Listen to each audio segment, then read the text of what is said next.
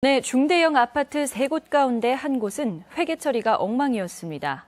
정부 조사에서 밝혀진 건데 부실 비율이 전국에서 2번째로 높았습니다. 김하연 기자가 보도합니다. 전주의 한 아파트. 지난 2014년 아파트 하자보수 소송에서 이겨 업체로부터 2억 300만 원을 받게 됐습니다. 하지만 이 돈은 아파트 관리비 통장이 아닌 별도의 통장으로 입금돼 회계 장부에서는 누락됐습니다.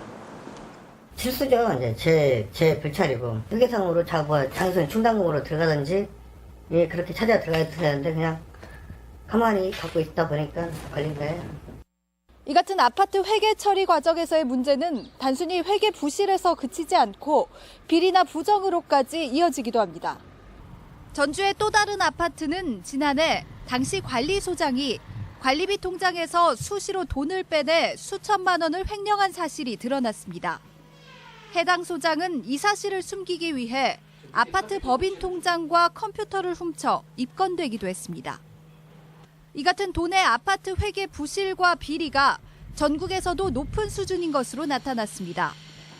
국무조정실 부패척결추진단이 지난해 전국에 있는 300세대 이상 아파트를 대상으로 외부 회계 감사를 실시한 결과 도내 384개 단지 가운데 34%가 부적합 의견을 받아 부실 비율이 전국에서 2번째로 높았습니다.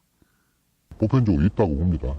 업체 선정 과정에서 금품 요구한다든가 공적인 돈을 일부 회사라든가 대표에 취해서 입주민의 관리비를 볼모로 이루어지는 아파트 업계의 고질적인 비리를 근절할 대책이 절실합니다.